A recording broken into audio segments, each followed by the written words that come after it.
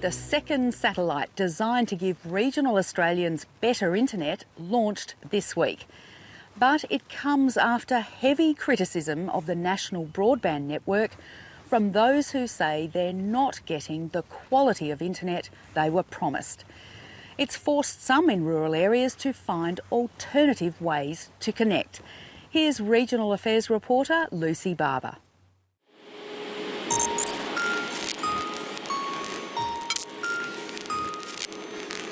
Annabelle Weir is forcing herself to climb, even though she's terrified of heights. If we don't do it, who's going to do it? Everybody else suffers. There's an incentive. At the top of this 30-metre tower lies a solution to one of regional Australia's biggest problems, the data drought. We've got all our equipment where we receive the signal in. Yep. And basically the cabling and all the equipment where the signal then gets sent out to residents and farmers. She's part of a small team building fixed wireless networks. They're designed to give regional people better quality internet and unlimited data. It all starts here, in this humble office in downtown Dalby. If there's already existing infrastructure there, so a business owns like a bucket elevator or a silo or a big, large building, we'll approach them and ask if we can broadcast off their location. And generally speaking, they're very happy, and in return, they get free internet, or we negotiate something. They build what are called point-to-point networks. A high-speed fibre cable runs from the base of a tower in town to the first broadcast location, at the top of a local grain silo. And then from there, we have antennas right around, 90-degree sector antennas, and that gives the whole town internet. And then from that site, we go to our next site 40 kilometres out of town with another wireless link, and that connects those two together, and there's another 30-odd kilometres. The network can keep expanding like that as long as they've got high spots where they can install the wireless equipment. Regional businesses and councils have been giving them that space for free. It's no skin off my nose. It doesn't cost me anything, so it enables a small business to get us a bit more traction, and allows the community that I work with to get better internet connection. Weather like this can make it even harder for regional people to get coverage. Meg Cummerow is one of them. She runs a business selling drones to farmers, and that means she churns through a lot of data. She used to be on a mobile broadband data plan. For 50 gigabytes previously, I was paying $140, and then I think it was $10 per gigabyte after that. And so sometimes I would actually go over, and so you'd have a significant bill. Recently she discovered Red Wi-Fi, and now she can download as much as she wants without the worry. They came out, they looked at the silos that I originally called them about, and then looked at some other silos, and then decided they'd go with the second lot, and then they said they were going to go ahead, and I was very excited. Not everyone's so lucky. Tammy Irons recently had Sky Muster installed. Sky Muster is the satellite technology being rolled out in regional areas as part of the federal government's plan for better internet in the bush. But there are challenges.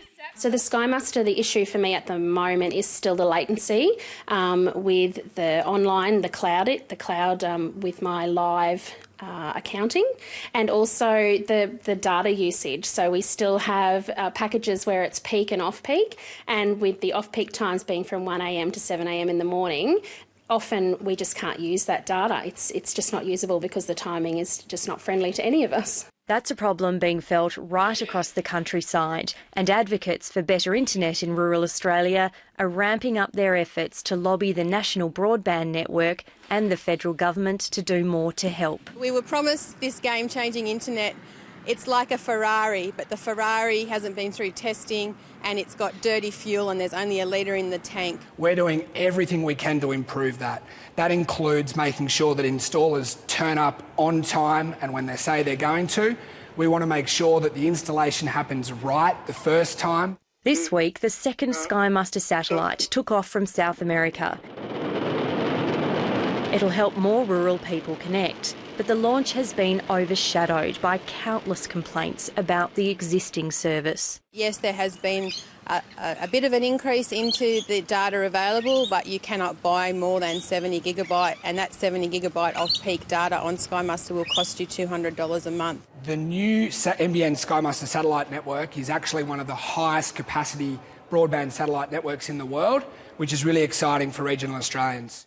Meg Cummerow isn't convinced. She chose not to sign up for Sky Muster because the fixed wireless she has now is $60 cheaper per month and it gives her more data. But her decision was also a moral one.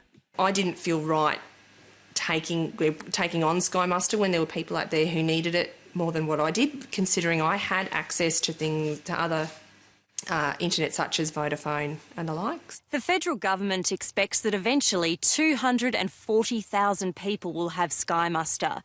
But slow download speeds, delays and the absence of unlimited data means that more and more people are finding alternative ways to connect. And farmers are no exception.